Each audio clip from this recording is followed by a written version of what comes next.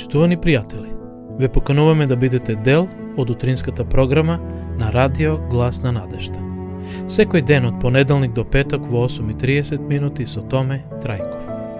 На Facebook страната на Радио Глас на надежда. Ке имате прилика да слушате утринска порака, совети за здравјето, животни приказни, рецепти за готвење, гости во студиото и многу други интересни работи. Ве очекуваме.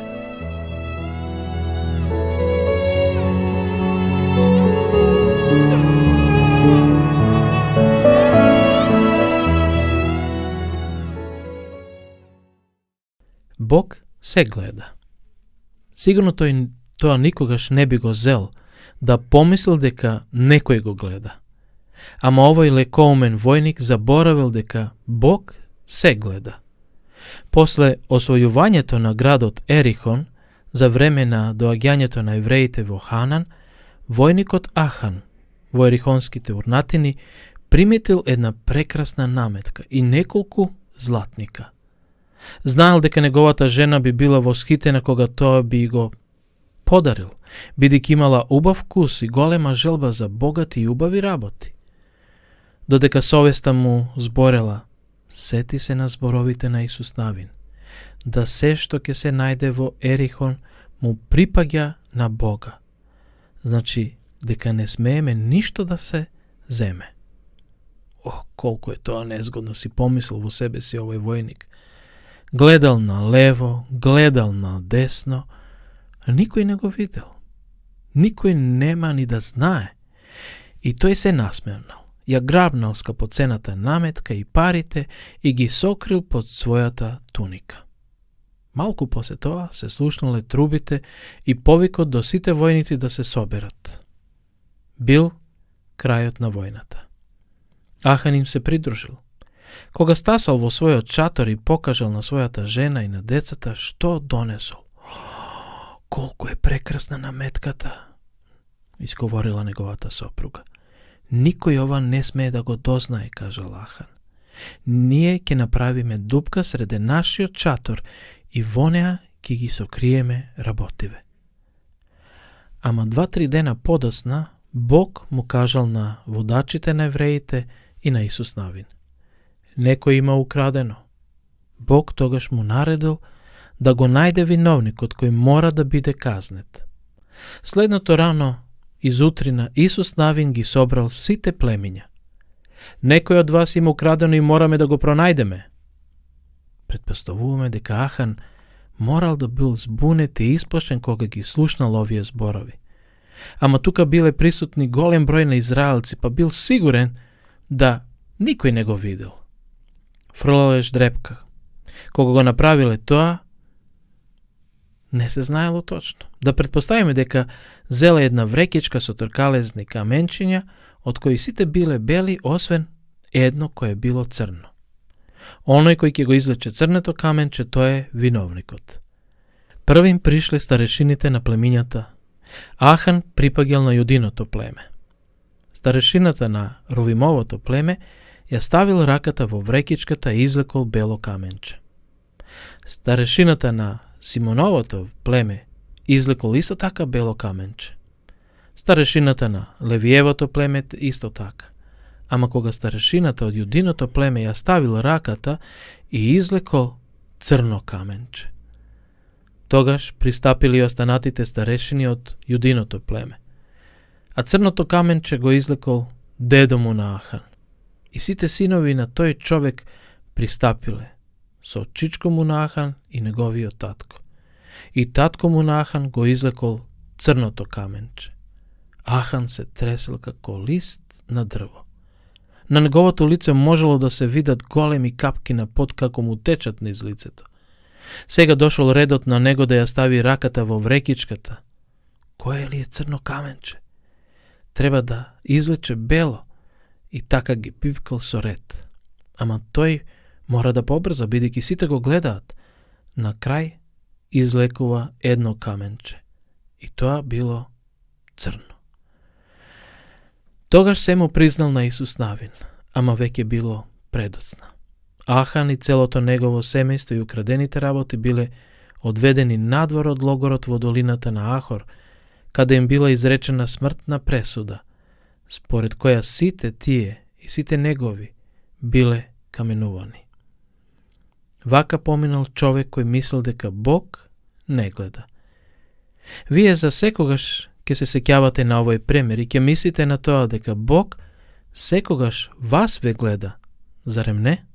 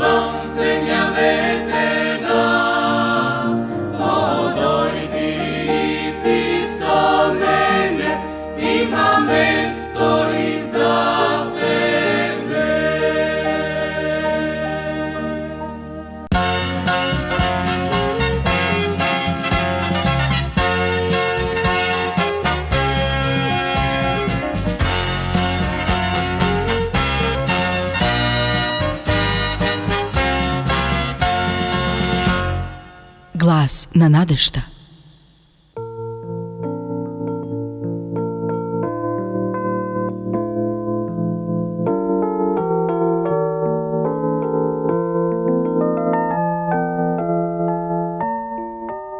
Драги слушатели, ја следите емисијата Глас на надешта. Како и секогаш, ќе слушнете многу корисни совети од Библијата, совети за животот и здравјето.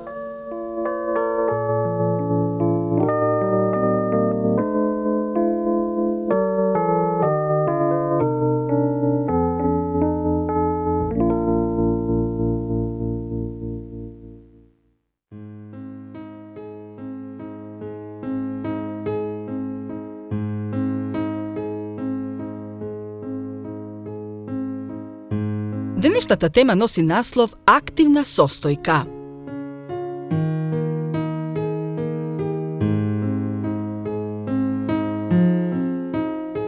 Не знам дали тоа нешто ќе промени, ако уште еднаш кажам дека Бог не ни суди според словото на законот, туку според духот на законот. a тоа значи дека тој пред се не е толку заинтересиран за тоа како ние се однесуваме кон светото време, кон храната, материјалните работи или местата. Меѓутоа, нему му е многу важно како ние се однесуваме кон луѓето. Ова што сега го изнесувам не се некои нови идеи. Дури и во Стариот Завет читаме за тоа. Пророкот Михеј вели: "Што Бог бара од тебе, освен да правиш само правда, да се љуби милосрдието и да се оди смирено со својот Бог." Михеј, глава 6, 8 стих. Мојсија додава: "Не го искористувај својот ближен, ниту го ограбувај. Љуби го својот ближен како себе си." Трета Мојсеева, глава 19, стихови 13 и 18. Новиот Завет е уште попрецизен зашто Исус уште појасно ги нагласил Божите приоритети. Религиозните луѓе од неговото време постојано го критикувале дека го занемарува светото време и обичаите.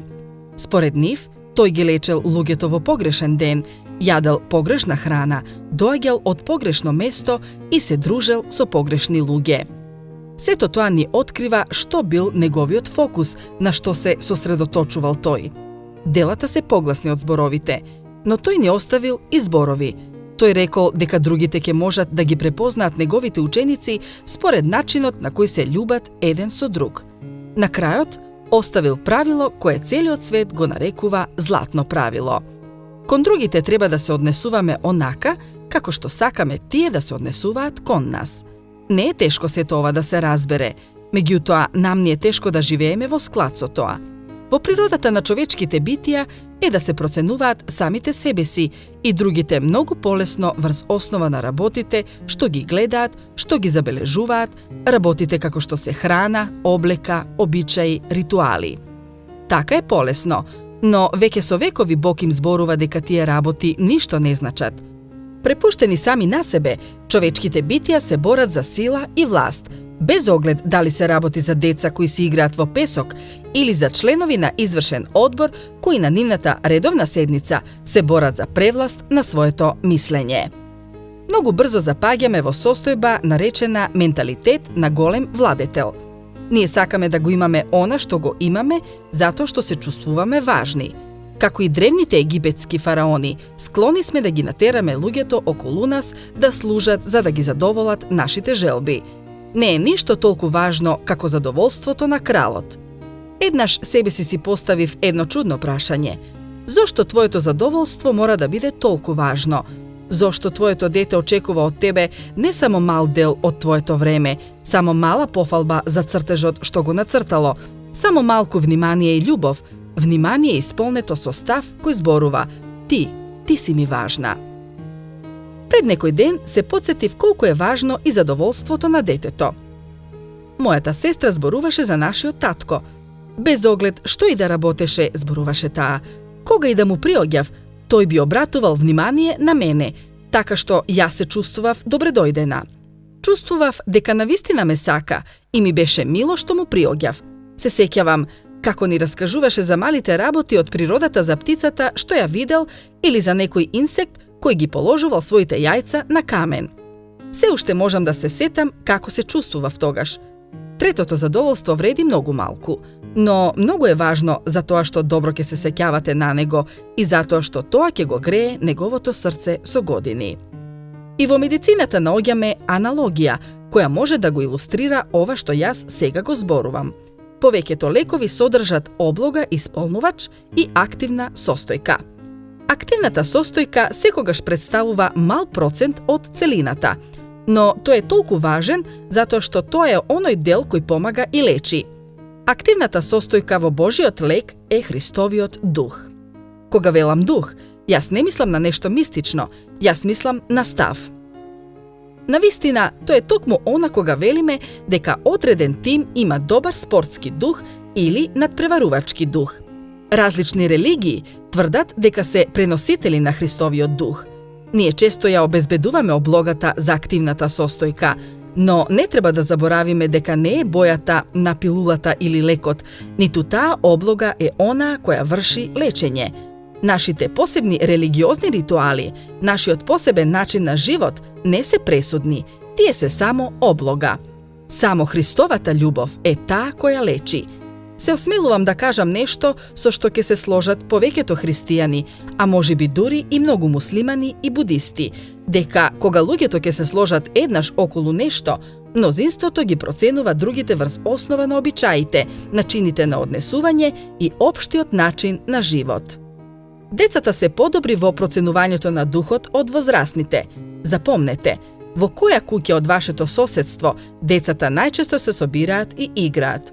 Обично тоа е место каде што авторитетот е постојан и каде што духот е прифатлив.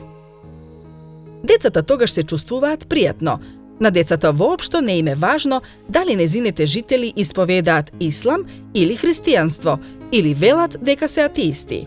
Се што децата знаат е дека таму ќе бидат добро прифатени, дека ќе бидат и укорени, дисциплинирани ако треба, но секогаш ќе преовладува добрата волја, позитивниот став кон животот. Исус одамна кажал дека луѓето ќе не препознаваат како Божји деца ако се љубиме еден со друг. Ми се чини дека оваа лекција се уште не сме ја научиле добро. Се прашувам уште колку ќе ни треба да ја совладаме, што ќе не потикне на тоа.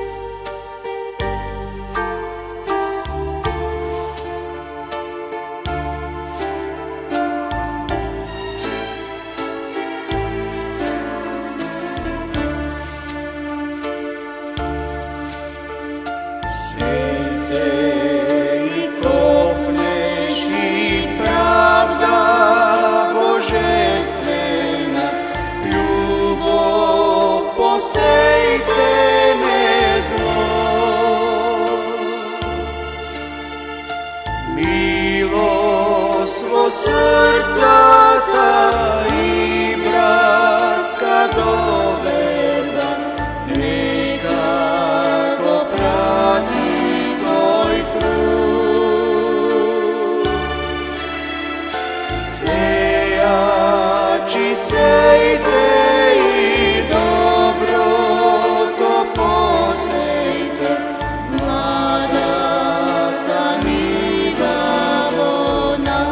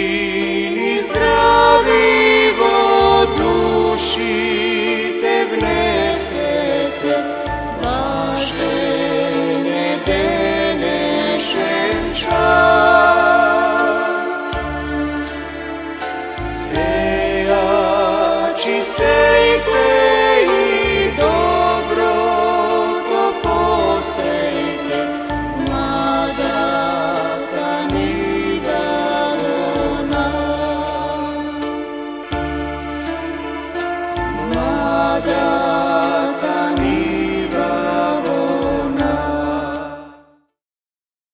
Дојдовме до крајот на емисијата Радио Глас на надежта.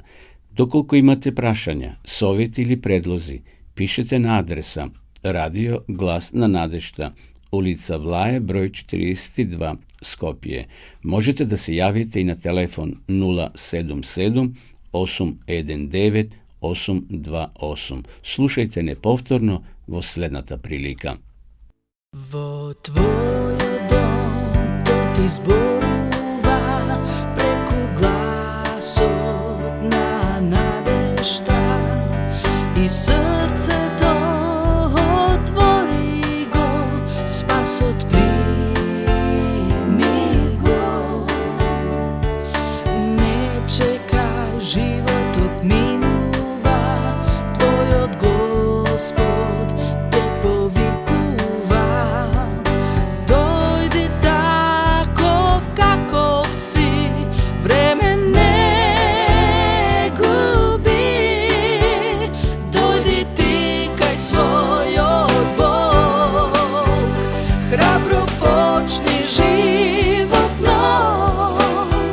Се што било заборави, то те чека, него си. Ако ти му слушнеш глас, немој да се двомиш,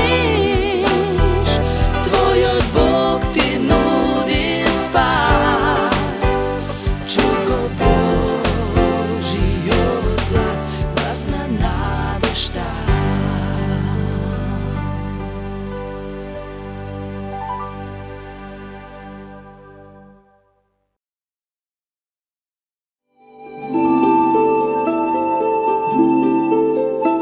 Почитувани пријатели, доколку сакате да ја изучувате Библијата, имате изворедна прилика тоа да го сторите преку онлайн веб страницата на Библијата зборува. Оваа веб страница е креирана за да ви обезбеди сеопфатно, организирано и темелно проучување на Библијата. Курсевите се бесплатни и без обврски. Можете да го следите во кое било време, тогаш кога вам ви одговора. На располагање ги имате следниве курсеви: библиска археологија, библиски пророштва, за верата и верувањето, библиски совети за здравјето, библиски совети за бракот и семејството. Запознајте ја Библијата, Светото писмо на Стариот и Новиот Завет преку курсевите на интернет или во печатена форма.